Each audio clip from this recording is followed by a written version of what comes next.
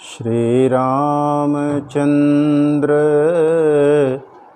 कृपालु भज मन, हरण भव भय दारुणम।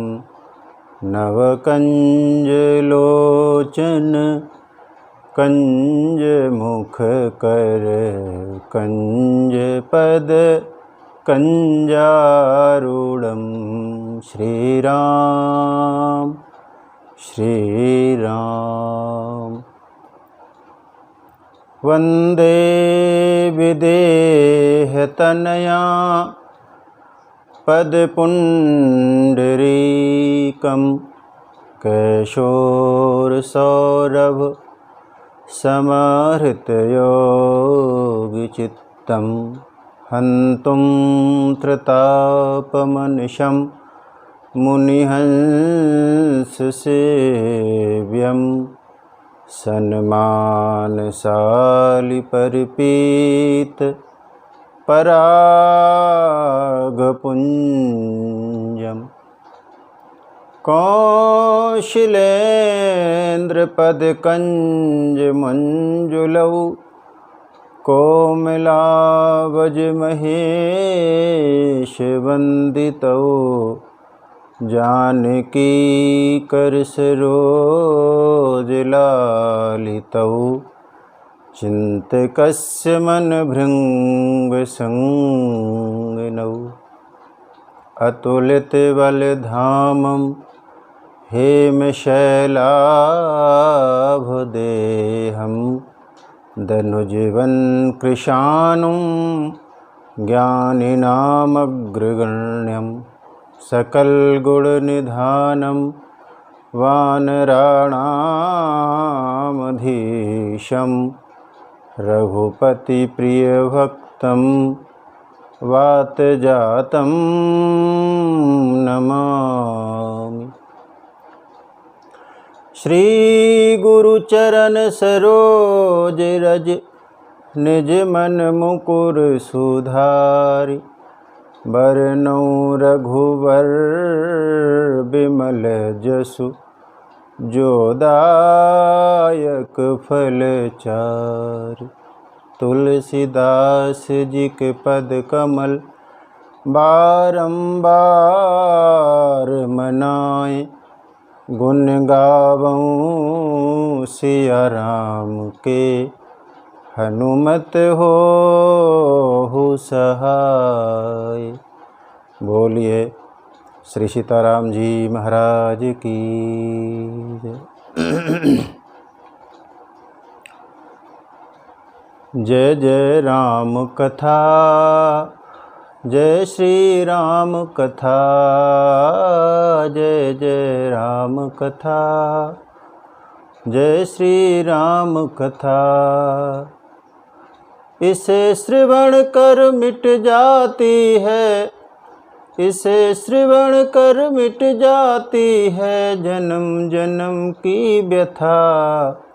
जय जय राम कथा, जय श्री राम कथा, जय जय राम कथा, जय श्री राम कथा।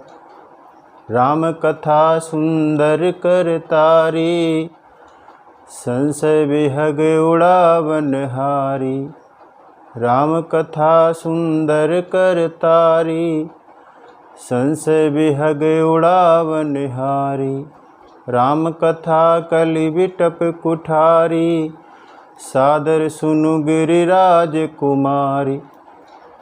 तेरा भी संशय भागेगा, पार्वती कर जथा। जय जय राम कथा, जय श्री राम कथा, जय जय राम कथा, जय श्री राम कथा।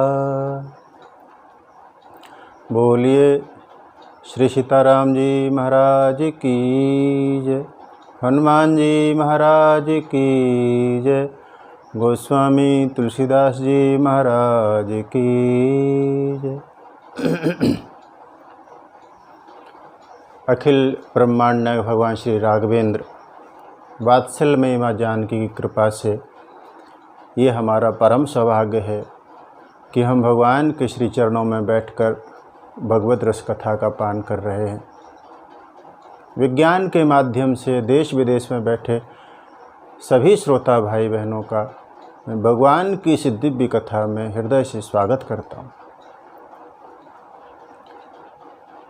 कथा के पिछले क्रमांक में हम सब लोग दर्शन कर रहे थे भगवान के अवतार के हेतु का। 5 अवतार के हेतु भगवान महादेव ने कहे और उसके बाद में जब प्रताप भानु को ब्राह्मणों का श्राप मिला तो गोस्वामी जी ने कहा, काल पाई मुनि सुन सोई राजा, भयो निशाचर सहत समाज। समय पाकर वही रावण बना, उसी का भाई अरिमर्दन कुंभकर्ण बना, उसका मंत्री धर्मरुचि विभीषण बना और पूरा परिवार राक्षस परिवार में उत्पन्न हो गया। और उसके बाद तीनों भाइयों ने तप किया, तब से शक्ति अर्जित हुई, तीनों भाइयों का विवाह हुआ और फिर रावण ने अत्याचार करना शुरू किया।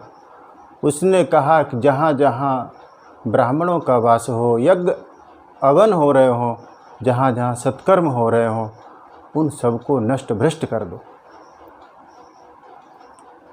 रावण के आदेश का पालन हुआ। रावण खुद भी गदा लेकर गया, जहाँ जहाँ देवलोक थे सभी से जाकर ज़बरदस्ती भिड़ जाता। देवता बेचारे भाग खड़े हो गए, गिरी कंदरा में छिप गए और पूरा एक छत्र राज्य रावण का है। गोस्वामी जी कहते हैं, ब्रह्म सृष्टि जहाँ लग तनुधारी, 10 मुख बस बरती नर नारी। जहाँ तक ब्रह्मा की सृष्टि थी वो सब रावण के बस में हो गए। ब्रह्म सृष्टि जहाँ लगी तनुधारी, 10 मुख बस वर्ती नर नारी।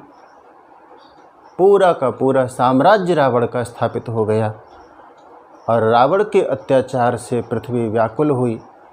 धेनु रूप धरकर देवताओं के पास गई, देवताओं से कहा आप हमारी मदद करें।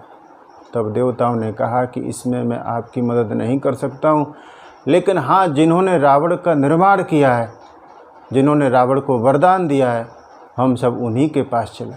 सभी लोग ब्रह्मा जी के पास गए। ब्रह्मा जी ने कहा कि जन्म देना और सृष्टि उत्पन्न करना ये सब मेरी मर्जी से नहीं होता। भगवान की जैसी करुणा होती है, जैसी कृपा होती है, जैसा उनका इशारा होता है, मुझे वैसी सृष्टि बनानी पड़ती है। और रावण ने तप किया तो तप का फल देना ये मेरा काम है। जो जैसा कर्म करेगा उसको वैसा भोग प्राप्त होगा।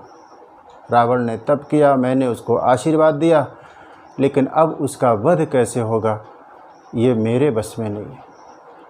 फिर ब्रह्मा जी ने कहा कि चलो हम उस परम परमात्मा की शरण में जाएं, जिन्होंने पूरी सृष्टि का संचालन किया। अब प्रश्न था कि वो भगवान, वो परम तत्व कहाँ मिलेगा। किसी ने कहा कि क्षीर सागर में, किसी ने कहा वैकुंठ में। और तब वहाँ पर भगवान महादेव भी मौजूद थे। उन्होंने एक बात रखी, उन्होंने कहा कि आप लोगों से मैं एक प्रश्न करता हूँ कि भगवान कहाँ नहीं है। देश काल दिशि विदिशहु माही, कहु सो कहाँ जहाँ प्रभु नाही। कौन सी ऐसी दिशा विदिशा होगी जहाँ पर परमात्मा नहीं है। परमात्मा को प्रकट करने के लिए बस प्रेम चाहिए, प्रेम से ही रीझते। प्रेम बिना रीझे नहीं नटवर नंद किशोर। और तब ब्रह्मा जी ने भगवान शिव का समर्थन किया, साधु साधु कर ब्रह्म बखाना। और तब ब्रह्मा जी, चतुर्मुखी ब्रह्मा, 4 मुख से भगवान की स्तुति करते हैं। हम सब स्तुति का दर्शन करें। जय जय सुरनायक जन सुखदायक प्रणत पाल भगवंता। गोध्वज हितकारी जय असुरारी सिंधुसुता प्रियकंता। पालन सुरधरनी अद्भुत करनी मरम न जानई कोई। जो सहज कृपाला दीन दयाला करौ अनुग्रह सोई। जय जय अविनाशी सब घटवासी व्यापक परमानंदा। अविगत गोतीतम चरित पुनीतम माया रहित मुकुंदा। माया रहित मुकुंदा। जहि लागी विरागी अति अनुरागी विगत मोह मुनि वृंदा। निशिवासर ध्यावहि गुण गण गावहि जयति सच्चिदानंदा। जहि सृष्टि उपाई त्रिविध बनाई संग सहाय न दूजा। सो करौ अघारी चिंत हमारी जानिय भगति न पूजा। जो भव भय भंजन जन मन रंजन गंजन विपति बरूथा। मन बच क्रम बानी छाड़ सयानी शरण सकल सुर जूथा। जय जय सुर नायक जन सुखदायक प्रणत पाल भगवंता। गोध्वज हितकारी जय असुरारी सिंधुसुता प्रियकंता। चतुर्मुखी ब्रह्मा ने चारों मुखों से 4 छंदों में भगवान की स्तुति की और हम दर्शन करें। उन्होंने कहा जय जय सुर नायक, हे देवताओं के नायक आपकी जय हो। अब अगर एक हिसाब से हम देखें कि भगवान क्या सुर नायक ही हैं? भगवान तो ब्रह्मांड नायक हैं।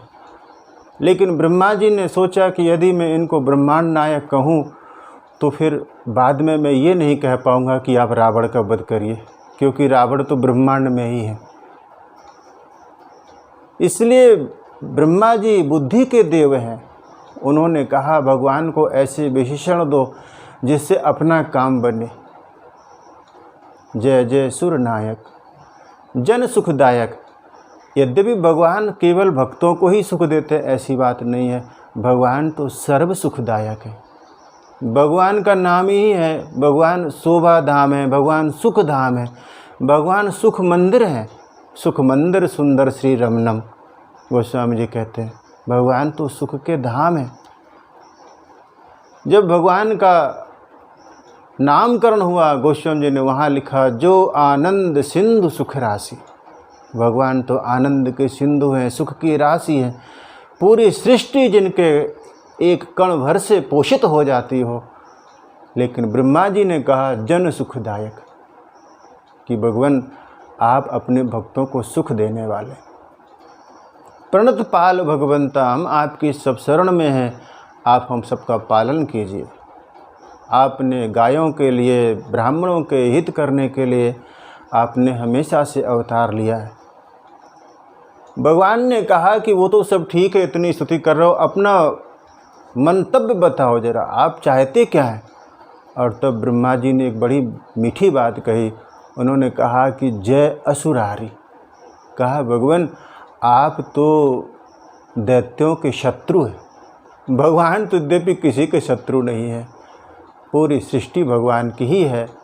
लेकिन ब्रह्मा जी ने विचार किया यदि मैं ऐसा कहूँगा तो भगवान को अपना नाम सिद्ध करने के लिए दैत्यों से शत्रुता करनी होगी, तभी रावण का वध होगा। जय असुरारी सिंधु सुता प्रियकंता। और ब्रह्मा जी ने कहा कि भगवान आपने सिंधु सुता, सागर की बेटी लक्ष्मी से आपने विवाह किया है। जैसे हम सब देव हैं ऐसे सागर भी देव ही है, वो भी देवता है। और चूँकि सागर की बेटी से आपका विवाह हुआ तो इस नाते से लक्ष्मी हमारी बेटी ही हुई, और उसी नाते से भगवान आप हमारे दामाद हुए, जामाता हुए।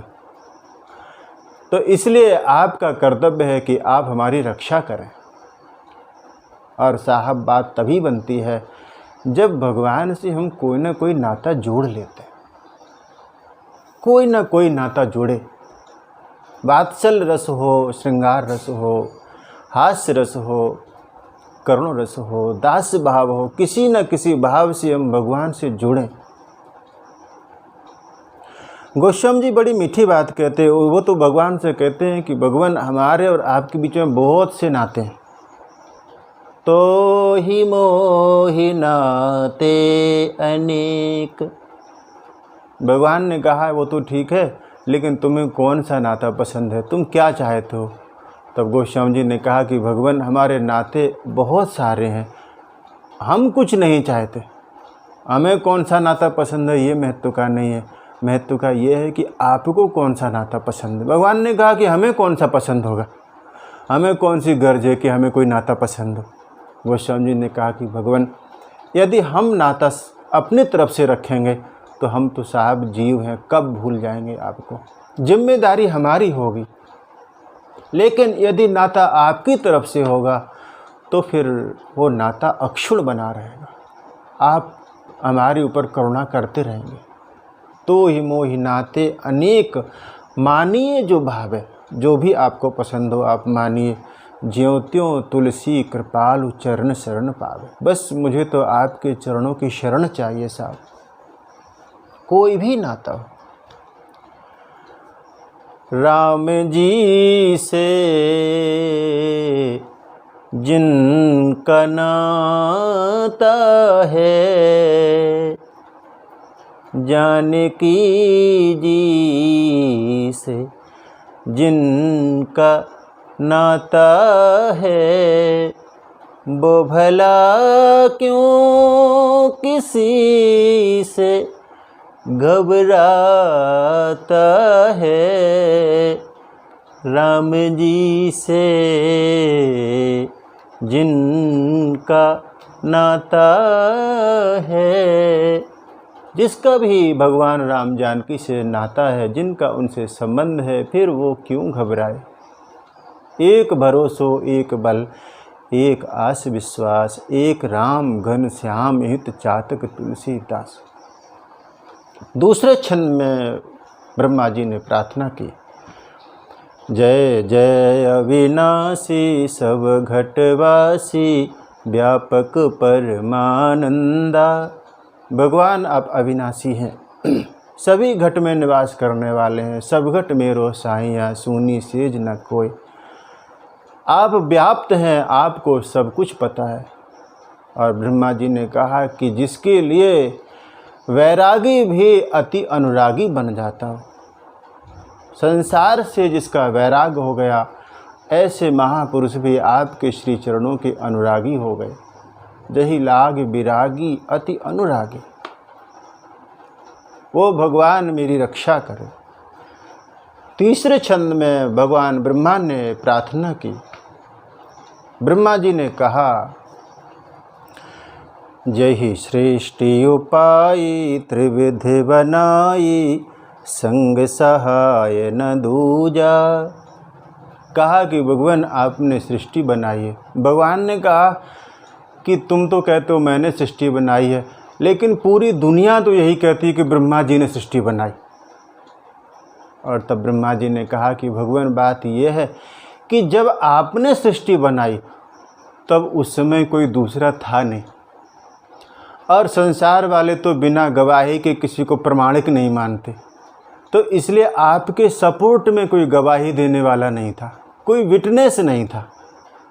लेकिन जब मैंने सृष्टि बनाई आपकी करुणा से, तो लोगों ने देखा कि ब्रह्मा जी सृष्टि का सृजन कर रहे हैं, इसलिए मेरे लिए प्रचार हो गया।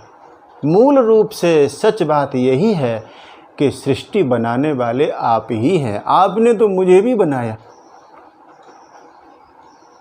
ब्रह्मा जी ने कहा, जही सृष्टि उपाई त्रिविध बनाई, संग सहाय न दूजा। उस समय कोई दूसरा सहायक नहीं था। आपके मन में जिज्ञासा हुई, एको अहम बहुत श्यामा, और पूरी सृष्टि का सृजन हो गया। जय ही सृष्टि उपाय त्रिविधि बनाई, संग सहाय न दूजा।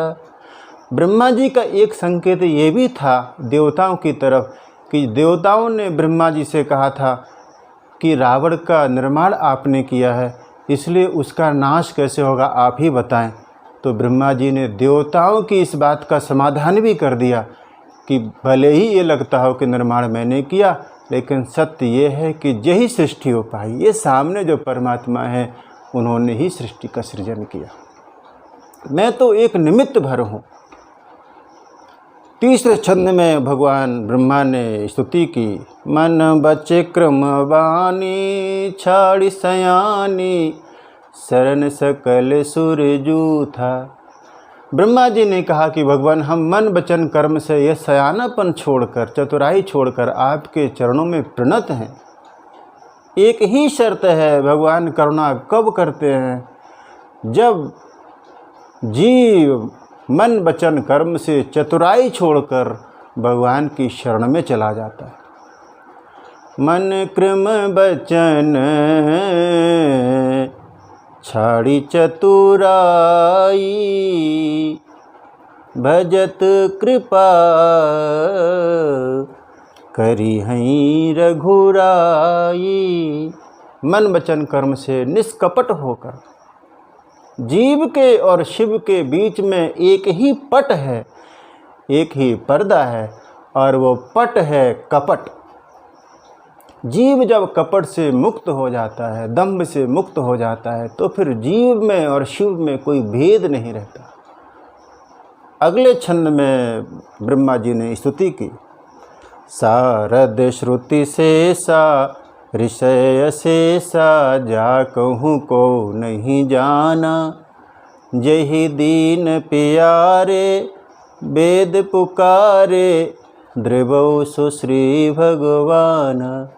ब्रह्मा जी ने कहा कि भगवान आपको दीन तो बहुत प्रिय है। गिरा अर्थ जल बीच सम, कहियत भिन्न न भिन्न, बंदों सीता राम प्रिय जिनहि परम प्रिय खिन्न।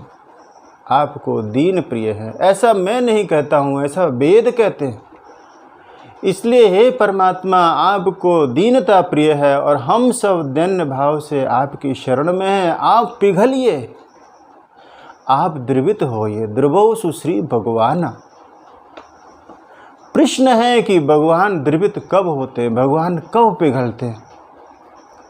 भगवान एक ऐसी धातु के बने हैं जो कि प्रेम की आंच से पिघल जाते हैं। यथार्थ में भगवान का क्या स्वरूप है उसका अनुभव करना ज्ञान है, लेकिन भगवान को पिघला कर प्रेम से और भक्ति से अपने सांचे में ढाल लेना ये भक्ति है। भगवान तो पिघलने को भी तैयार हो जाते।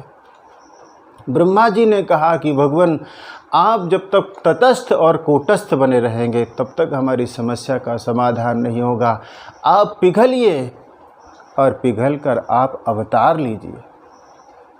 और भगवान तो बस प्रेम से ही, प्रेम के अधीन है भगवान।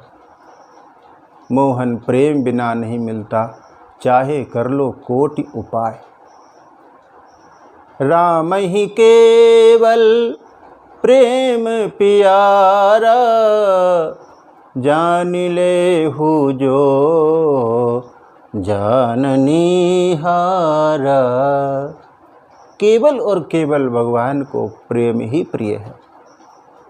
महाराज मनु के सामने भगवान तब तक नहीं आए जब तक महाराज मनु ये कहते रहे कि मुझे अगुण अखंड अनंत अनादि यही चिंतहि परमार्थवादी ऐसा परमात्मा चाहिए।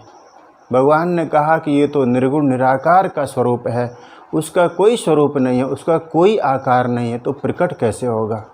और जब महाराज मनु ने कहा कि मुझे वो स्वरूप चाहिए जो स्वरूप बस शिव मन माही, जो शिव के मन में बसता हो, यही कारण मुनि जतन कराही, वो परमात्मा प्रकट हो। तो भगवान वहाँ पर नील सरोवर है, नील मणि, नील नीरधर श्याम, भगवान प्रकट हो गए। यहाँ पर ब्रह्मा जी ने कहा कि भगवान आप द्रवित हों, और गोस्वामी जी कहते हैं कि जब देवताओं की आर्तवाणी सुनी तो आकाशवाणी हुई, और वो आकाशवाणी ऐसी जो देवताओं के शोक और संदेह को हरने वाली थी। और आप एक दर्शन करें कि महाराज मनु ने तप किया, वहाँ भी आकाशवाणी हुई थी, लेकिन उसके बाद भगवान सीताराम जी प्रकट भी हो गए थे, लेकिन यहाँ देवताओं के सामने सिर्फ आकाशवाणी ही हुई, भगवान प्रकट नहीं हुए। किसी ने भगवान से पूछा कि आप प्रकट क्यों नहीं हुए, और तब भगवान ने कहा कि महाराज मनु को मैं चाहिए था, वो मुझे चाहते थे, इसलिए मैं वहाँ प्रकट हुआ, लेकिन देवता मुझे नहीं चाहते हैं, देवता मुझसे चाहते हैं, और जो कुछ मुझसे चाहिए मैं उनको आशीर्वाद दे के जा रहा हूँ, उन्हें मेरी कोई लालसा ही नहीं है, इसलिए भगवान प्रकट नहीं हुए। आकाशवाणी हुई, उन्होंने कहा कि आप निश्चिंत रहो, डरने की कोई आवश्यकता नहीं है, तुम्हारे लिए हम नरवेश धारण करके आएंगे, तुम्हें लाग धरियों नर बेसा। भगवान ने देवताओं को आश्वासन दिया कि मनुष्यों का और देवताओं का संकट दूर करने के लिए भगवान मनुष्य बन के आएंगे। और विडम्बना देखो साहब कि भगवान अवतार लेते हैं मनुष्य के रूप में, और एक मनुष्य है जो भगवान बनने पर तुला हुआ है। और ये प्रथा कोई आज की नहीं है, ये सतयुग से चली आ रही है। सतयुग में हिरण्याकश्यपु कहता था कि मैं खुद भगवान हूँ। त्रेता में रावण कहता था कि मैं ही भगवान हूँ, मेरी ही पूजा करो।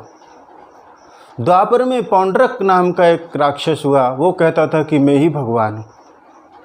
और कलयुग का तो पूछो ही मत, यहाँ पर कितने भगवान हैं, कितने भगवान मर गए, कितने भगवान मरने की कगार पर हैं, जो देखो सो बस भगवान बनने पर तुला हुआ है। और गजब की बात तो ये है कि भगवान बन के भगवान का विरोध भी करते हैं। यहाँ पर भगवान ने कहा कि मैं नर बनकर आऊँगा। भगवान का आशा ये था कि जीव और शिव के बीच में कोई भेद ना हो, मैं मनुष्य बनकर आऊँ, मनुष्य जैसा मैं आचरण करूँ, नारायण नर बने और नर नारायण के आचरण को देखकर नारायण की ओर गति करे। भगवान जब नर बनकर आए तो भगवान ने नर जैसा आचरण भी किया कि वही आचरण देख देख कर सभी जीव परमात्मा की ओर गति करें। प्रातः काल उठ के रघुनाथा, भगवान वही आचरण करते। और भगवान ने आशीर्वाद दिया, अनशन सहित मनुज अवतारा, ले हूँ दिन कर बंस उदारा।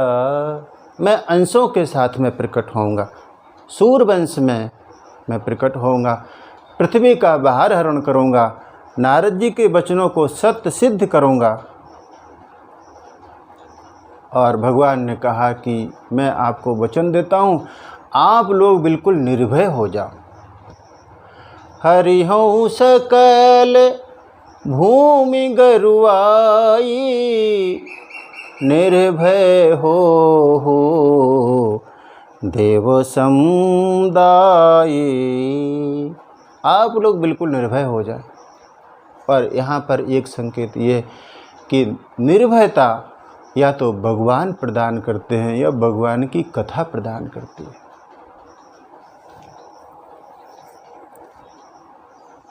भगवान कहते हैं कि निर्भय हो जाओ, और भगवान की कथा भी जीव को अभय दान करती है। आप सबने देखा होगा कि जब श्रीमद् भागवत की कथा होती है और परीक्षित जी जब कथा सुनने के लिए बैठे, भगवान शुकदेव पधारे। कथा प्रारंभ होने के पूर्व देवताओं का आगमन हुआ। वो अमृत कलश लेकर आए और शुकदेव जी से कहा कि भगवान आप परीक्षित को अमर करना चाहते हैं, उसकी औषधि हमारे पास है। अमृत पिला देंगे तो तक्षक नाग इनका कुछ नहीं कर पाएगा। तो आप एक काम करो, सौदा कर लेते हैं, जो कथामृत है वो आप हमें दे दो, और जो हमारे पास में अमृत है सिंधु का वो आप रख लो, आपके काम आ जाएगा। तब भगवान सुखदेव ने कहा कि तुम्हारे अमृत की कथामृत से कोई तुलना ही नहीं है, इसलिए कि जो कथामृत है वो संवाद से निकला है, लेकिन तुम्हारा अमृत है वो विवाद से निकला है। कथामृत के मूल में प्रेम है, कथामृत के मूल में भक्ति है, लेकिन तुम्हारे अमृत के मूल में द्वेष है, झगड़ा है। और सबसे बड़ी बात है कि तुम्हारा अमृत किसी को अमर तो कर सकता है, लेकिन तुम्हारा अमृत किसी को अभय नहीं करेगा। व्यक्ति अमर हो के भी भयभीत बना रहता है। रावण के नाभि कुंड में अमृत का निवास था, उसके बाद भी रावण भयभीत रहता है। तो इसलिए कथामृत की और देव अमृत की कोई तुलना नहीं। भगवान अभय करते हैं और भगवान की कथा अभय करती है, इसलिए तो कथा को अमृत कहा गया। गोपियाँ कहती हैं तो कथामृतम तप्त जीवनम कविभिरीडितं कल्मषापहं तव कथामृतम। गोपियाँ तो कहती हैं गोविंद से कि गोविंद तुमने तो हमें मरने के लिए छोड़ दिया था, एक ये कथामृत ही है जिसने हमें जिंदा बनाए रखा।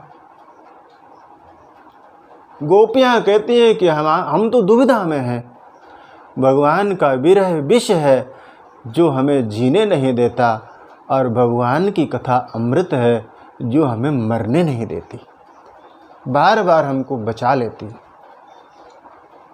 तो भगवान की कथा अभय करती है, भगवान भी अभय करते।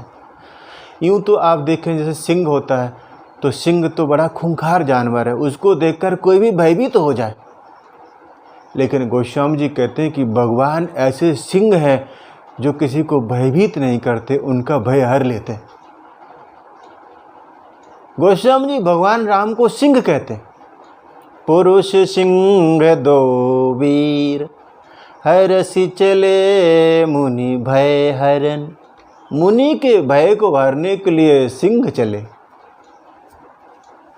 यहाँ पर भगवान ने कहा निर्भय हो देव समुदाय, और ब्रह्मवाणी सुनी, आकाशवाणी सुनी, देवता संतुष्ट हुए और भगवान से कहा कि भगवान आपने कहा कि अवतार लेकर आएंगे, तो थोड़ा सा जल्दी आना, हम लोग बहुत मुसीबत में हैं।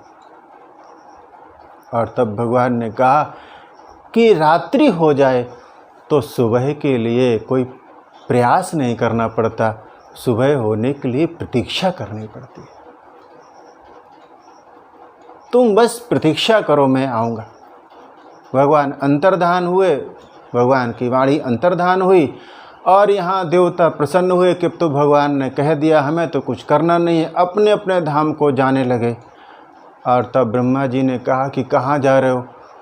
देवताओं ने कहा कि भगवान ने तो कह दिया आएंगे, देव राक्षसों का वध करेंगे। और तब ब्रह्मा जी ने कहा कि भगवान ने ये तो बता दिया कि वो क्या करेंगे, लेकिन मैं बताने वाला हूँ कि तुम क्या करोगे, तुम्हें भी कुछ करना है।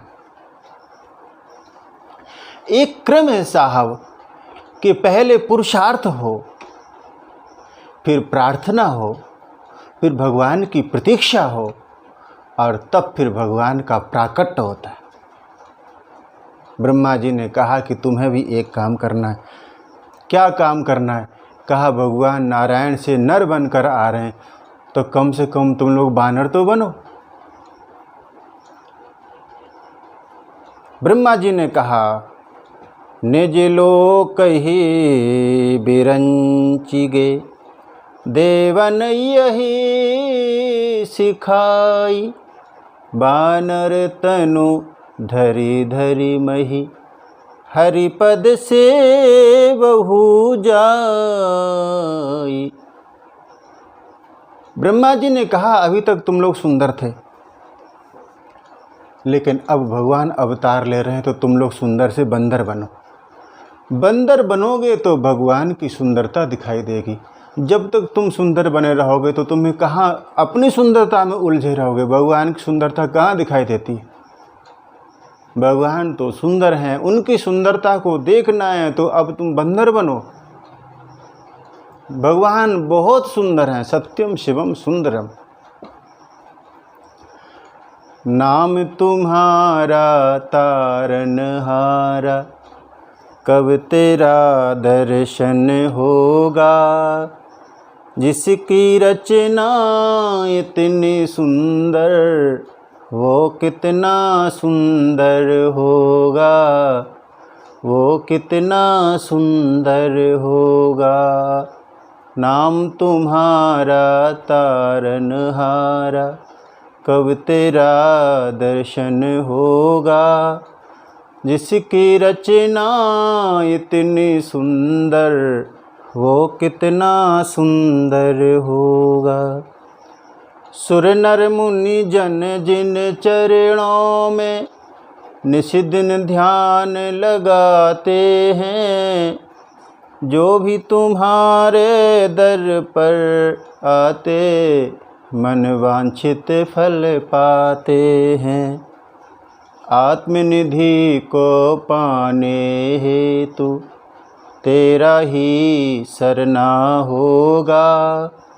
जिसकी रचना इतनी सुंदर, वो कितना सुंदर होगा, वो कितना सुंदर होगा। नाम तुम्हारा तारनहारा, कब तेरा दर्शन होगा। जिसकी रचना इतनी सुंदर, वो कितना सुंदर होगा, वो कितना सुंदर होगा। ब्रह्मा जी ने कहा कि अब तुम सब वानर बनो। अभी तक तुमने समझा था कि पुण्यों का फल भोग होता है, लेकिन अब तुम जानोगे कि पुण्यों का फल सेवा भी होती है। सेवा भी भगवान की बड़े पुण्य से मिलती है।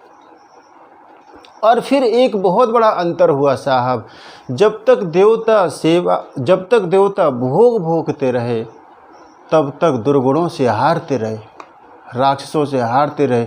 और वही देवता जब बंदर बनकर आए, भगवान की सेवा में आ गए, और तब गोस्वामी जी कहते हैं कि फिर उनसे राक्षस हारने लगे।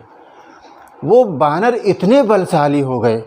गोस्वामी जी कहते हैं कि राम कृपा बल पाई कपिंदा, भये पच्छजुत मनहु गिरिंदा। भगवान की कृपा का बल मिला तो वो बानर इतने बलशाली हो गए कि जैसे मानो पहाड़ों को पंख निकल आए हों। बानर तनु धर धर्म ही, हरपद से बहु जाए। सभी देवता अपने अपने धाम को गए और भूमि को विश्राम मिला कि चलो अब परमात्मा ने आश्वासन दे दिया है तो हम सब सुखी होंगे। सभी देवताओं ने जन्म लिया। ब्रह्मा जी जामवंत बनकर आए। भगवान महादेव तो हरते भी हनुमान के रूप में प्रकट हुए। और सभी देवता, भगवान सूर्य बाली बनकर आए। इंद्र ने सुग्रीव का रूप धारण किया। ऐसे करके सभी देवता प्रकट हुए और अब प्रतीक्षा है भगवान के आने की। गोस्वामी जी यहाँ पर एक विराम देते हुए और प्रवेश करते हैं अवध की नगरी में। भगवान की एक सुंदर नगरी, स्वयं मानो साक्षात साकेत धाम है, उनका परिचय कराते हैं। उसके पूर्व हम एक दर्शन करें। सीता राम जी की प्यारी रजधानी लागे, रजधानी लागे, मोह मीठो मीठो सरजू जी को पानी लागे। सीता राम जी की प्यारी रजधानी लागे, रजधानी लागे। मोहे मीठो मीठो सरजू जी को पानी लागे। धन्य कौशला धन्य सुमित्रा धन्य कैकेयी मैया, धन्य कैकेयी मैया। धन्य भूप दशरथ के आंगन खेले चारों भैया, खेले चारों भैया। मीठी तोतली रसीली प्रभु की बानी लागे, हरि की बानी लागे। मोहे मीठो मीठो सरजू जी को पानी लागे। ओ मोहे मीठो मीठो सरजू जी को पानी लागे। सहज सुहावन जन्म भूमि श्री रघुवर राम लला की। हाँ, सहज सुहावन जन्म भूमि श्री रघुवर राम लला की। जानकी महल की सुंदर शोभा लक्ष्मण जू के किला की। जानकी भवन की सुंदर शोभा लक्ष्मण जू के किला की। यहाँ के कण कण से तो प्रीत पुरानी लागे, हो पुरानी लागे। मोहे मीठो मीठो सरजू जी को पानी लागे। सीता राम जी की प्यारी रजधानी लागे, रजधानी लागे।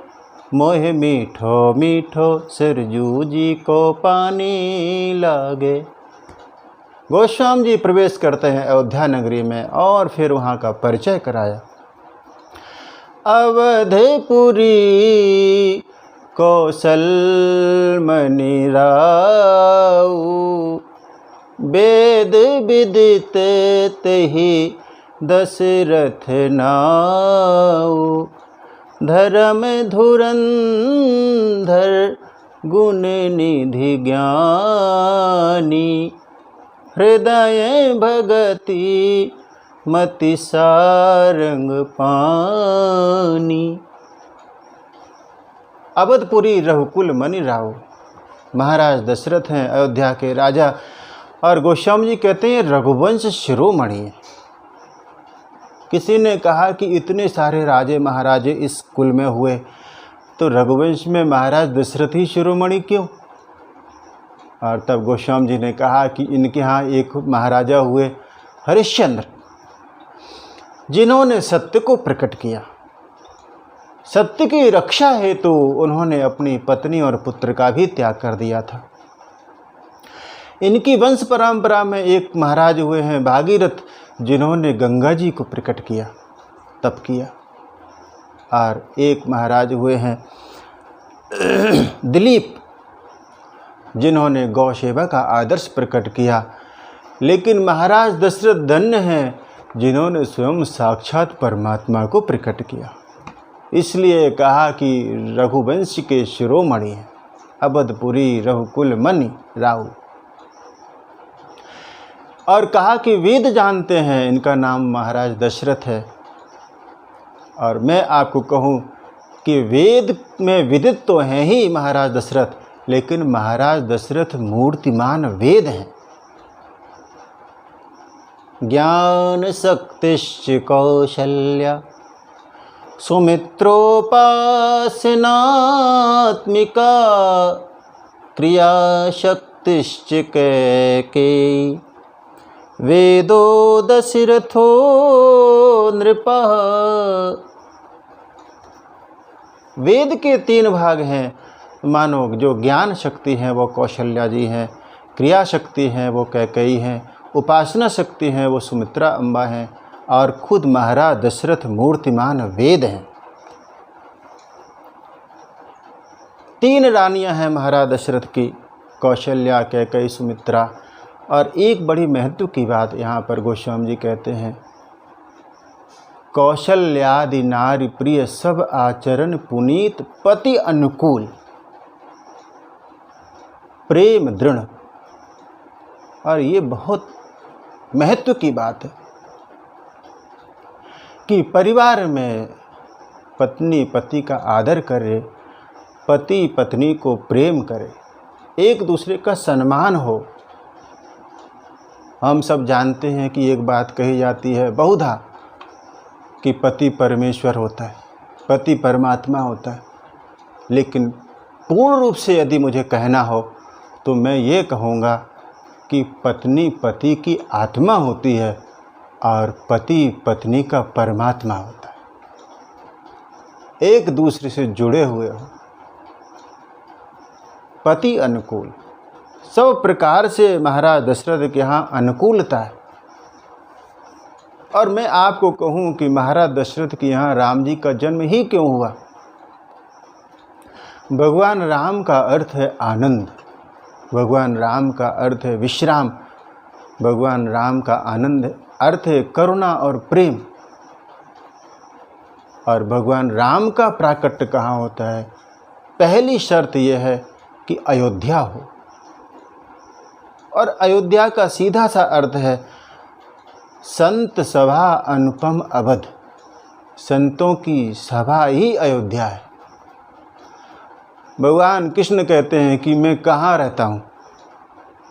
उन्होंने कहा मद भक्ता यत्र गायन्ति तत्र तिष्ठामि नारद, जहाँ पर मेरे भक्त गाते मैं वहीं रहता हूँ। भगवान ने जब श्री धाम अयोध्या को छोड़ दिया और चित्रकूट में भगवान 12 वर्ष रहे, तब सुमित्रा जी का वो वाक्य मुझे याद आता है जब वो कहती हैं कि ये अयोध्या नहीं है साहब, अयोध्या तो वही है जहाँ भगवान का निवास है। भगवान ने जिस दिन अयोध्या धाम को छोड़ दिया फिर ये अयोध्या रही कहाँ? फिर तो 12 वर्ष तक के लिए चित्रकूट ही अयोध्या बन गई। अवध तहाँ जहाँ राम निवास हो, जहाँ पर सूर्य का प्रकाश है वहीं दिन है, जहाँ पर भगवान राम का निवास है वहीं अयोध्या है। तो पहली बात ये कि परमात्मा का जहाँ पर वास हो, जिसके हृदय में, उसी का हृदय अयोध्या है। दूसरी बात, भगवान का जन्म होता है महाराज दशरथ के यहाँ, और ये दशरथ का क्या अर्थ है?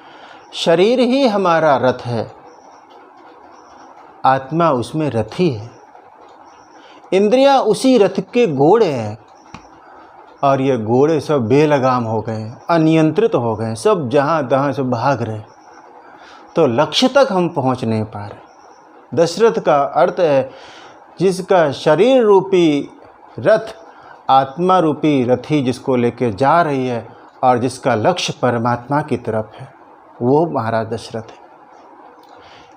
कैसे हमारी गति वहाँ तक हो, उसके लिए सूत्र ये है कि महाराज दशरथ के एक मंत्री हैं सुमंत्र। हमारे जीवन में भी सुमंत्र हो तो ये शरीर रूपी रथ भी परमात्मा की ओर जा सकता है। सुमंत्र का अर्थ है सुंदर विचार।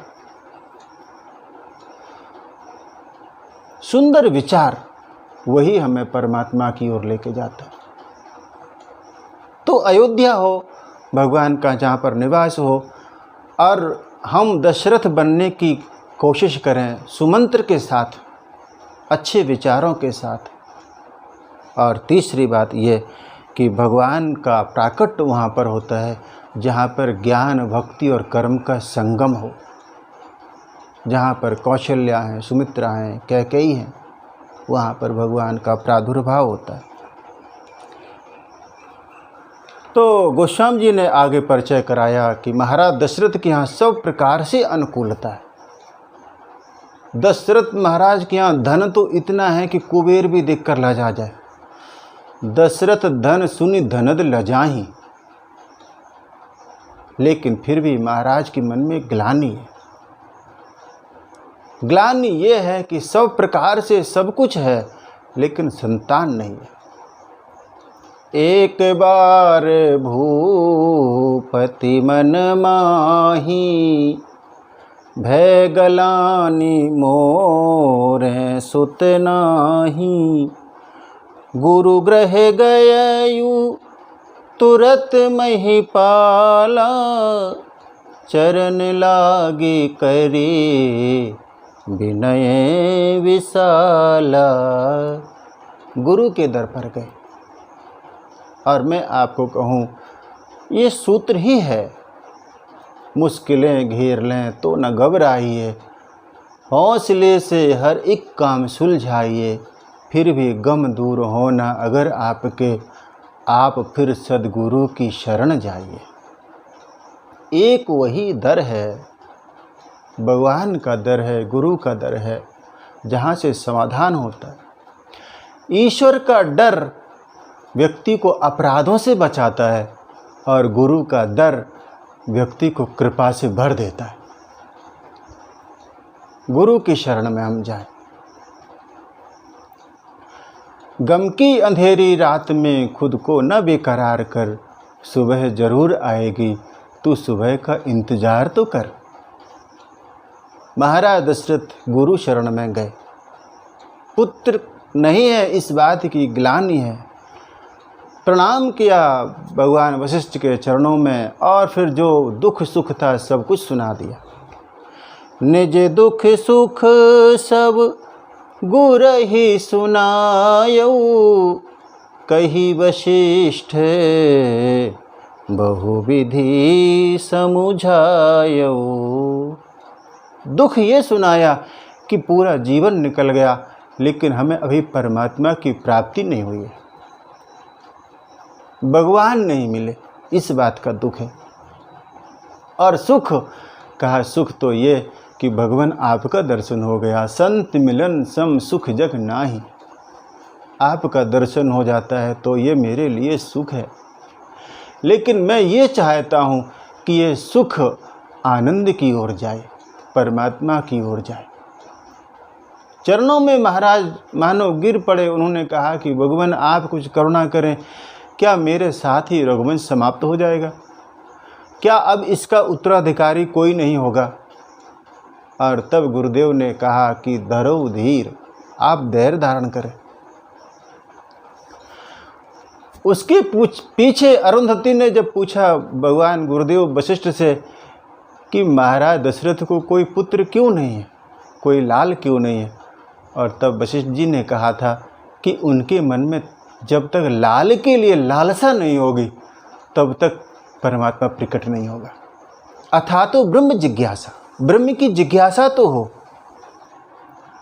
और जब पहुँचे श्री चरणों में, और मैं आपको कहूँ कि महाराज दशरथ को सिर्फ गुरु चरणों तक पहुँचना भर था, बाकी काम तो गुरुदेव को ही करना है, गुरु कृपा से ही होता है। जीव के प्रयास से परमात्मा प्रकट नहीं होता साहब, ये गुरु के प्रसाद से प्रकट होता है। गुरुदेव करुणा करे तो ईश्वर का प्राकट्य होता है। अपना दुख सुख सब सुनाया। गुरु जी ने कहा, धरहु धीर होई सुत चारी, त्रिभुवन विदित भगत भयहारी। कहा आप धैर्य धारण करो, भगवान प्रकट होंगे। और सिर्फ भगवान प्रकट नहीं होंगे, वो 4 बालक होंगे। और तब महाराज भगवान वशिष्ठ ने श्रृंगी ऋषि को बुलाया, पुत्रेष्टि काम यज्ञ कराया, पुत्र काम शुभ यज्ञ करावा। यज्ञ हुआ, यज्ञ की पूर्णाहुति होने वाली थी और तब स्वयं अग्निदेव प्रकट हो गए, अभी लेकर प्रकट हुए। और मैं आपको कहूँ कि हमारा देश कृषि प्रधान भी रहा और ऋषि प्रधान भी। यहाँ पर एक ऋषि की करुणा हुई है तो राम प्रकट हुए, और जनकपुर में कृषि की करुणा हुई है तो जानकी प्रकट हुई। अदृश्य शक्ति के रूप में जो अग्नि है वो प्रकट हुए हवि लेकर, खीर लेकर। और ये खीर साहब क्या, खीर मिश्रण है 3 वस्तुओं का, जिसमें दूध है, चावल है, चीनी है, और तीनों ये धवल है, सफ़ेद है। मानो पूर्ण रूप से सात्विकता का प्रतीक है खीर, जिसमें से दूध प्रतीक है ज्ञान का, क्षीर नीर विवरण गति हंसी। चावल प्रतीक है कर्म का, जो जैसा बोएगा वैसा फल पाएगा। और चीनी प्रतीक है भक्ति की। भाव ये कि जो अपने उदर में ज्ञान और भक्ति को धारण कर ले, सत्कर्म को धारण कर ले, वहीं पर परमात्मा उदरस्थ हो जाता है। अग्निदेव ने कहा हवि देकर भगवान वशिष्ठ से कि मैं ये आपको हवि दे रहा हूँ, आप महाराज दशरथ को दें और उसके बाद यथा जोग जो जिस योग्य हो उसको बांट दिया जाए। और गोस्वामी जी कहते इतना कहकर अग्निदेव अदृश्य हो गए। तब अदृश्य भय पावक सकल सभई समुझाई, परमानंद मगन मन हर्ष न हृदय समाई। तब अदृश्य भय पाव, एक सूत्र दे दिया कि हम दान करें तो उसके बाद में दानी को अदृश्य हो जाना चाहिए, हम तभी उसके अहंकार से बच सकते हैं। कलयुग में तो गोस्वामी जी कहते हैं जेन केन बिह दीने दान करे कल्याण, दान ही हमारा कल्याण करता है। और कहा जाता है कि दान तो इस रीति से करना चाहिए कि जिस हाथ से दो तो दूसरे हाथ को पता भी न चले। दान की अद्भुत महिमा है। विश्व कल्याण के लिए, मानव के कल्याण के लिए, जीव मात्र के कल्याण के लिए हम सब कुछ न कुछ दान करते रहे। अग्नि ने हवि का दान किया और चले गए। तब भगवान वशिष्ठ ने वो हवि महाराज को दी और महाराज ने तीनों रानियों को बुलाया, उस हवि का वितरण किया। गोस्वामी जी कहते हैं कि उस हवि का आधा भाग महाराज दशरथ ने कौशल्या जी को दे दिया, जो आधा बचा उसका फिर से आधा किया और उन्होंने एक भाग कैकेयी को दे दिया। और फिर उसके बाद जो चौथाई बचा उसके 2 भाग हुए। ये दोनों भाग महाराज ने पुनः कौशल्या जी और कैकेयी जी को दिया कि आप दोनों सुमित्रा जी को दें। महाराज का भाव ये था कि मैंने वितरण कर दिया, अब तुम लोग भी वितरण करना सीखो। अब एक हिसाब से देखें तो कौशल्या जी तो मानो पट्ट महिषी हैं, उनको भगवान महाराज ने अपने हाथ से दिया, उनका सम्मान हो गया। कैकेयी को लगा कोई बात नहीं, कम से कम महाराज ने मेरा मान रखा। लेकिन सुमित्रा जी उपासना के प्रतीक हैं, वहाँ पर कोई सम्मान की भावना भी नहीं है तो कोई अपमान की भी भावना नहीं। उन्होंने धैर्य रखा और आप देखें कि उस धैर्य का फल कौशल्या जी को और कैकेयी जी को जो मिला उसका दुगना फल सुमित्रा जी को मिला। इनको एक एक लाला हुए, सुमित्रा जी को 2 लाला हुए। और एक संत के मुख से मैं सुना था, मुझे बहुत बड़ी प्यारी बात लगी कि कौशल्या और कैकेयी को तो काले कलूटे हुए, लेकिन सुमित्रा जी को तो 2-2 गोरे गोरे लाला हुए। लेकिन सुमित्रा जी तो उपासना के प्रतीक हैं, दोनों बच्चों को तो उन्होंने सेवा में लगा दिया। हवि का वितरण हुआ। गोस्वामी जी कहते हैं भगवान उदर में आए। जा दिन ते हरि गर्भई आए, जा दिन ते हरि गर्भई आए, सकल लोक सुख संपत्ति छाए। भगवान जिस दिन से गर्भ में पधारे हैं, पूरी सृष्टि में सुख संपत्ति मानो छा गई है। यहाँ पर एक प्रश्न ये उठता है कि क्या भगवान उदर में भी आ सकते हैं? और तब उसका समाधान ये कि भगवान कहाँ नहीं है। ईशावास्यमिदं सर्वं यत्किंच जगत्याम जगत, कहो सु कहाँ जहाँ प्रभु नाही। भगवान कहाँ नहीं है? भगवान तो हर जगह है। भगवान उदर में भी हैं और भगवान उर में भी है। हर जीव की रक्षा के लिए भगवान उदर में आ जाते। जा दिन ते हरि गर्भई आए, सकल लोक सुख संपत्ति छाए। भगवान तो यद्यपि सर्वव्याप्त हैं, सर्वव्यापक हैं, भगवान कहाँ नहीं है, हर जगह परमात्मा है, जर्रे जर्रे में, कण कण में परमात्मा का निवास है। ये तो ज्ञान का पक्ष हुआ। और भक्ति के पक्ष से अगर हम देखें तो भगवान में कितनी करुणा है साहब, कि जीव के भाव को पूर्ण करने के लिए भगवान माँ के उदर में आ गए। जीव का भी जन्म होता है और परमात्मा भी जन्म लेता है, परमात्मा भी प्रकट होता है।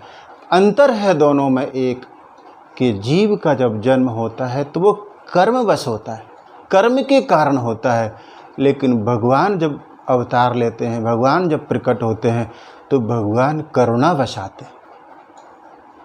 भगवान गर्भ में पधारे, पूरी सृष्टि प्रसन्नमय है। चौक पुराओ, चौक पुराओ, माटी रंगाओ, आज मेरे पिया घर आए। चौक पुराओ, माटी रंगाओ, आज पिया मेरे घर आए। मंगल गाओ, भवन सजाओ, आज पिया मेरे घर आए, आज पिया मेरे घर आए। भगवान गर्भ में है, तीनों माताएं मानो शोभाशील तेज की खानी। भगवान राम शोभा सिंधु हैं, तो कौशल्य जी को लगता है देख के कि मानो मूर्तिमान शोभा विराजमान हो रही हो। भरत जी शील सिंधु हैं, कैकेयी जी के हाव भाव से शील प्रकट हो रहा है। और लक्ष्मण जी और शत्रुघ्न जी तेज की मूर्ति हैं, तो सुमित्रा जी में तेज झलक रहा है। तीनों माताएं शोभाशील तेज की खानी। गोस्वामी जी कहते हैं, सुख जुत कछुक काल चली गयु, जही प्रभु प्रगट सो अवसर भययो। सुख जुत कछुक, भगवान गर्भ में आए ये तो गोस्वामी जी कह देते हैं, लेकिन भगवान गर्भ में कितने दिन रहे इसकी घोषणा नहीं करते। उन्होंने कहा सुखजुत कछुक काल, कुछ काल बीता, इसलिए कि परमात्मा कालातीत है। ईश्वर जब आ गया फिर वहाँ पर काल की बाधा खत्म हो जाती, फिर वहाँ पर काल की कोई गणना नहीं होती, क्योंकि वहाँ पर कालातीत परमात्मा पधारा हुआ है। सुखजुत कछुक काल चले गए हो, जही प्रभु प्रगट सो अवसर भयो। गोस्वामी जी कहते हैं, जोग लगन ग्रह वार तिथि सकल भये अनुकूल। भक्त जोग कौन साहब, भक्ति ही वो जोग है जिसमें परमात्मा प्रकट होता है। लगन कौन सी, हरि नाम की लगन ही है जहाँ परमात्मा प्रकट होता है। ग्रह कौन सा, सद्गुरु का अनुग्रह ही वो ग्रह है जहाँ परमात्मा प्रकट होता है। जोग लगन ग्रह बार, और बार कौन सा, कहा वो ऐतवार। भरोसा भगवान के श्री चरणों में भरोसा ही है जहाँ पर भगवान प्रकट होते हैं। और तिथि कहा, जिस तिथि में वो परमात्मा अतिथि बनकर आ जाए वही तिथि धन्य है। सभी अनुकूल है।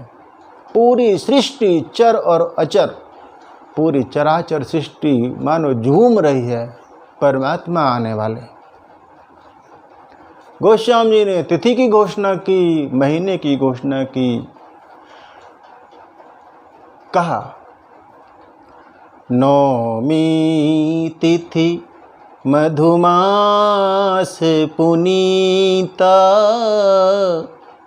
शुक्ल पक्ष अभिजित हरि प्रीता, मध्य दिवस अति शीत न घामा, पावन काल लोक विश्राम। भगवान जब प्रकट होने वाले हैं तो प्रतिपदा तिथि आई भगवान के पास और कहने लगी कि भगवान आप मेरी तिथि में पधारें, इसलिए कि मेरी तिथि का बहुत महत्व है। मुझे पड़वा भी कहते हैं। नव वर्ष का प्रारंभ भी मुझी से होता है, आप मेरे में पधारें। उसके पीछे दूज आई। उसने कहा कि भगवान आप मेरी तिथि में आएँ, क्योंकि भाई दूज तो पूरे संसार में प्रसिद्ध है। भाई बहन के लिए जो त्यौहार मनाया जाता है, मैं प्रेम का प्रतीक हूँ।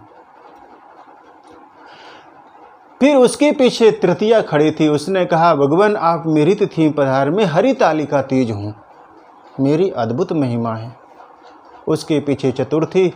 उसने कहा कि भगवान गणेश जो विवेक के देव हैं वो मेरी तिथि में ही तो आते हैं, मैं गणेश चतुर्थी हूँ, आप मेरी तिथि में पधारें। उसके पीछे पंचमी तिथि थी। उसने कहा आप मेरे में आए, नाग पंचमी, हम सब जीवों के कल्याण के लिए हम यत्न करते हैं, आप मेरी तिथि में आएँ। उसके पीछे षष्ठी। कहा कि सभी बच्चों की रक्षा के हेतु हल षष्ठी का व्रत रखा जाता है, भगवान आप मेरी तिथि में आएँ। उसके पश्चात सप्तमी। सप्तमी ने कहा कि भगवान मेरी तो संख्या ही पवित्र है, 7 शुभ संख्या है, आप इस संख्या में आएँ, हमारी तिथि में आएँ। उसके पीछे अष्टमी। उसने कहा कि मैं तो दुर्गाष्टमी हूँ, महादेवी दुर्गा का मैं मूर्तिमान स्वरूप हूँ, आप मेरी तिथि में आएँ। सबसे पीछे भगवान की नज़र गई तो एक तिथि चुपचाप खड़ी थी। भगवान ने कहा कि तू नहीं बताएगी तू कौन है। और तब उस तिथि ने कहा कि भगवान मैं नवमी हूँ। कहा कि तुम्हारा क्या फल है। उसने कहा कि भगवान मेरा कोई फल नहीं है, मैं तो रिक्ता तिथि हूँ, मैं खाली हूँ। और तब भगवान ने विचार किया कि जो रिक्त है उसको भरने का काम मेरा है। जिसका कोई नहीं है जग में उसका मीत कन्हैया।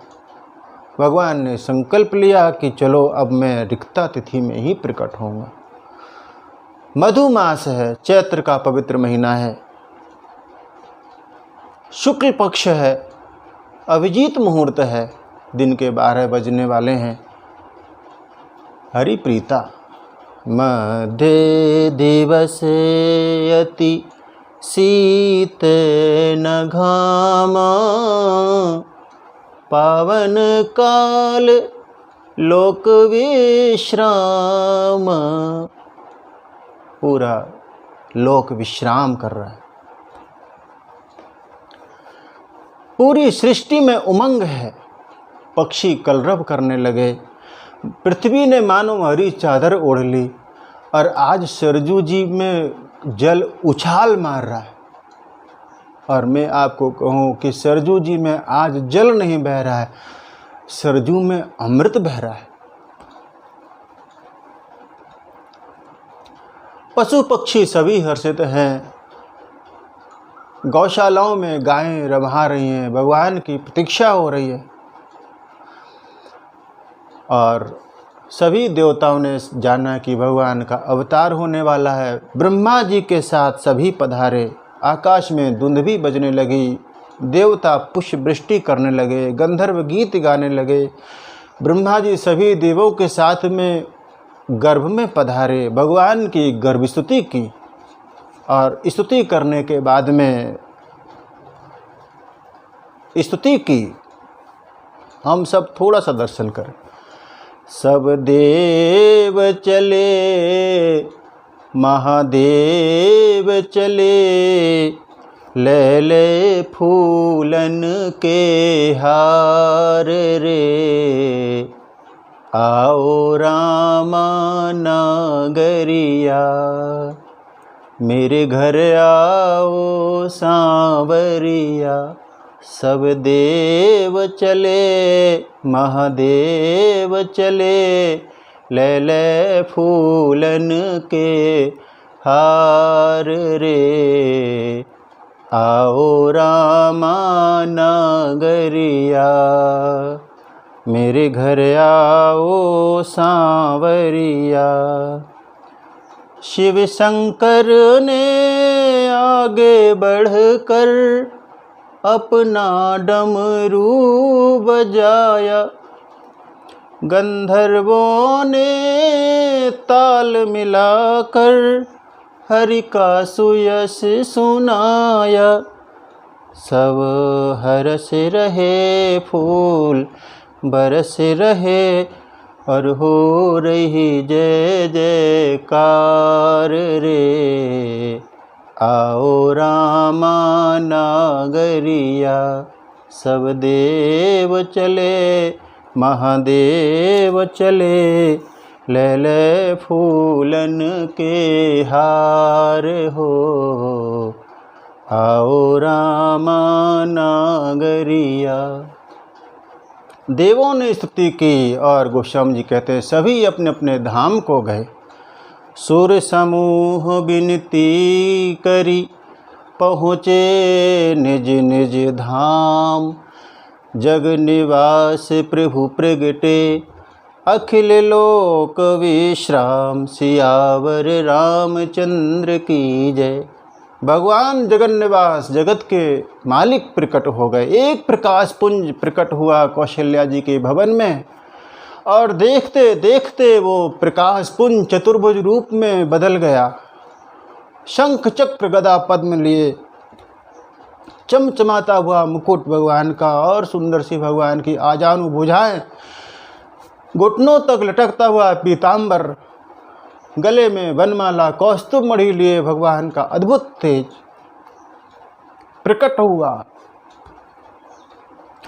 कौशल्या जी ने देखा तो वाणी मूक हो गई, और तब गोस्वामी जी ने घोषणा की, हम सब स्मरण करें।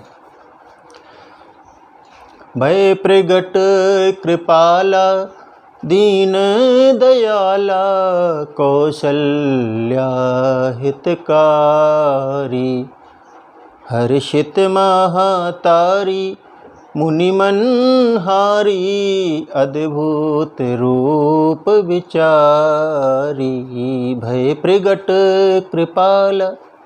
गोस्वामी से पूछा गया कौन प्रकट हुआ? उन्होंने कहा कृपा प्रकट हुई है। भय प्रगट कृपाला, कृपा प्रकट हुई है। कौशल्या का हित करने के लिए भगवान प्रकट हुए चतुर्भुज रूप में। माँ हर्षित है। अद्भुत रूप को देखा प्रकाश पुंज को, तो माँ को समझ में नहीं आ रहा है कि हम कैसे स्तुति करें। भगवान चार भुजाओं में आए हैं। लोचन अभिरामा, तनुघन श्यामा, निज आयुध भुज चारी। भगवान चार भुजाओं में आए। भगवान ने कहा कि मैं वही हूँ जो धर्म अर्थ काम मोक्ष प्रदान करता हूँ, इसलिए चार भुजा में आए। भगवान चार भुजाओं में आए क्योंकि महाराज दशरथ का चौथा पन आ गया है। तो मानो भगवान ने कहा कि हम आपके चारों पनों को सुधारने के लिए चतुर्भुज रूप में आए हैं। माता कौशल्या ने देखा चतुर्भुज रूप को, तो लगा कि मानो चारों वेद उतर आए हों। चार वेद में चार वेद ही साक्षात मानो चार भुजा का रूप धारण करके पधारे। भूषण बन माला, नयन विशाला, शोभा सिंधु खरारी। माँ ने स्तुति की और भगवान के स्वरूप को देखा, तो माँ ने कहा कि भगवान आप बालक बनकर आए, ऐसा बालक तो ठीक नहीं है, आप छोटे बनिए। माँ ने कहा कि आप चार भुजा के रूप में आए हैं। कहा कि भगवान आप मेरे लोक में आए, यहाँ पे सब दो भुजा वाले हैं, इसलिए आप दो भुजा में आइए। हाँ, जब मैं आपके धाम आऊँ तब फिर मैं आपके धाम में चार भुजा लेकर आऊँगी। आप इस लोक में पधारे हैं तो दो भुजा ही काफ़ी है। और माँ ने कहा कि भगवान अभी तक तो हम आपके हाथ के खिलौने थे, आपकी जैसी मर्जी हम सब खेल रहे थे, लेकिन अब आप जब बालक बनकर आएंगे तो मेरे द्वारा दिए गए खिलौनों से खेलना होगा। अभी तक आपने हमें नचाया, हम नाचते रहे, लेकिन अब बात बदलेगी। अब आप पधारेंगे तो मैं आपको नचाऊंगी। छछियावर छाछ पे नाच नचाव। माँ ने कहा, माता पूनि बोली सोमति डोली, तजहु तात यह रूपा। इस रूप को छोड़िए। भगवान ने कहा, मुझे क्या करना है? कहा कि यदि बेटा बनकर आए हो तो कीजे शिशु लीला, शिशु लीला करनी होगी। आप छोटे बनिए। भगवान छोटे होते गए, छोटे होते गए और जब भगवान बिल्कुल नवजात हो गए तब माँ ने कहा, अब ठीक है, लेकिन अभी एक और कष्ट है। क्या? कहा कि ये बोलना बंद करो। बालक छोटा होता है तो बोलता नहीं है। दूसरी बात, ये पीताम्बरी अपनी दूर करो। बालक जब जन्म लेता है तो कोई वस्त्र धारण नहीं करके आता है। भगवान की पीताम्बरी गई और भगवान ने बोलना बंद किया। पूछा माँ से, संकेत में अब क्या करना है? तो माँ ने कहा कि अब रो। भगवान ने कहा कि हम क्यों रोएं? हमारे ऊपर कौन सी आफत आई है कि हम रोएं? तो माँ ने कहा कि दुनिया पर आफत आती है, जिस जीव पर जो आफत आती है वो खुद रोता है। ये तो दुनिया का नियम है, लेकिन आपत्ति किसी और पर आए, आपत्ति संसार पर हो, जीव पर हो, उसके लिए तो आप ही रोते हैं। वही तो परमात्मा है। अपने अपने संकट में साहब कौन नहीं रोता? परमात्मा ही है जो जीव के संकट को देखकर भी द्रवित हो जाता है। भगवान ने रोना शुरू किया। सुनी वचन सुजाना रोदन ठाना। रोना शुरू किया, रोदन ठाना। माँ ने कहा, बस बस अब इतना भी मत रो, थोड़ा चुप हो। भगवान ने कहा, नहीं, आगे की लीला में बस रोना ही रोना है, इसलिए रोदन ठाना। जब तक भगवान प्रसन्न थे तब तक सिर्फ कौशल्या को सुख मिल रहा था। भगवान का रुदन हुआ तो मानो संगीत की जड़ी लग गई। जहाँ जहाँ तक रुदन गया वहाँ तक संगीत फैल गया। परमात्मा का रुदन भी जीव को आनंद देने वाला है। भगवान का क्रोध भी जीव को मुक्त कर देता है। किसी ने गोस्वामी जी से कहा कि हरिपद छोड़ के भगवान तो यहाँ पर आ गए, उनका सिंहासन तो खाली है। भक्तों ने कहा कि आप एक चीज़ बताएं, हम तो भगवान के भरोसे बैठे थे कि भगवान आएंगे, हमारे कष्ट दूर करेंगे, लेकिन ये आए, ये तो रोते हुए चले आए, तो क्या हम भी इनके सुर में सुर मिलाकर रोएं? और तब गोस्वामी जी ने कहा, अरे बाबरो, तुम्हें रोने से कब फुर्सत थी? तुम तो गाओ। भगवान रो रहे, तुम तो गाओ। और कहा कि उस गाने का फल क्या होगा? कहा कि जो पद अभी खाली हुआ है, हरिपद, आप भगवान के रुदन को गाएंगे तो उसका पहला लाभ होगा कि आपका रुदन दूर हो जाएगा। और दूसरी बात यह कि जो भगवान का पद खाली हुआ वो आपको मिल जाएगा। भगवान के रुदन को जो गाएंगे उनको हरि पद मिलेगा। जो ज्ञानी होंगे उनको भगवान का पद मिलेगा, और जो भक्त होंगे उनको भी भगवान का पद मिलेगा। कौन सा? भजे मन राम चरण सुखदाई, जिन चरणन से निकसी सुर सरी, शंकर जटा समाई। जटा शंकरी नाम परो है, त्रिभुवन तारन आई। भज मन राम चरण सुखदाई। भगवान के चरण प्राप्त होंगे। और जब माँ की बात सुनी तो भगवान बालक रूप में आ गए और हम सब जय जयकार करें, भगवान रामचंद्र की जय। शिशु का रुदन सुना, दासी गई और महाराज दशरथ को सूचना दी कि महाराज बधाई हो, बधाई हो, कौशल्या माँ ने एक पुत्र को जन्म दिया है, नीलमणि जैसा बालक है, उसको जन्म दिया। महाराज तो आनंद में खो गए। उसके पीछे दूसरी दासी आई कि महाराज बधाई हो, बधाई हो, महारानी कैकेयी ने एक पुत्र रत्न को जन्म दिया है, महाराज की खुशी दोगुनी हुई। और फिर उसके पीछे एक दासी आई सुमित्रा की, उसने कहा कि महाराज बधाई हो, सुमित्रा रानी के 2-2 लाला हुए तो महाराज की खुशी चौगुनी हो गई। परमानंद पूरी मन राजा, कहा बुलाई बजा बहु बाजा। राजा आनंद से भर गए, पूरा खबर मानो हवाओं के कंधे पर बैठकर पूरे नगर में फैल गई। गोस्वामी जी कहते हैं गृह गृह बाज बधाव शुभ, हर घर में बधाइयाँ हो रही है, भगवान का प्राकट्य हुआ। आप सबको भगवान के प्राकट्य की बहुत बहुत बधाई।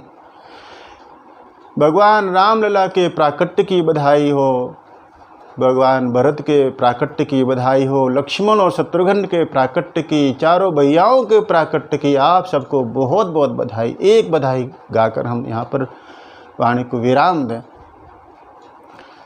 चहुँ दिश में जय जयकार, त्रिभुवन में हर्ष अपार, नाथ तेरे आने से, नाथ तेरे आने से। चहुँ दिश में जय जयकार, त्रिभुवन में हर्ष अपार, नाथ तेरे आने से, नाथ तेरे आने से। नारायण विश्वाधार, आश्वस्त हुआ संसार, नाथ तेरे आने से, नाथ तेरे आने से। आओरी सुहागिन आओरी, ललना के दर्शन पाओरी। सरजू जल भरी लाओरी, लाला को नवन कराओरी। आओरी पीतांबर पहराओ, कमल नयन में कजरा लगाओ। सुंदर मोती माला, तुलसी की माला, सुंदर लाल सलोना, माथे सोहे डिठौना। सोने सलैया मंगाओरी, जीभ्या पे ओम लिखाओरी। आओरी सुहागिन आओरी, ललना के दर्शन पाओरी। इस प्रकार से भगवान का प्राकट्य हुआ। पूरा अवध हर्ष में भरा हुआ है, हर्षित है। आज के क्रमांक में हम कथा को यहीं पे विराम दें। उसके बाद अगले क्रमांक में हम भगवान के बाल लीला का दर्शन करेंगे और फिर आगे के क्रम में जो भी कथा का क्रम रहेगा उसका दर्शन करेंगे। आज हम यहीं पर वाणी को विराम दें। उसके पूर्व 2 मिनट के लिए हरे रामा रामा राम, सीता राम राम राम। हरे रामा राम राम, सीता राम राम राम। हरे रामा राम राम, सीता राम राम राम। हरे रामा राम राम, सीता राम राम राम। बोलिए श्री सीताराम जी महाराज की जय।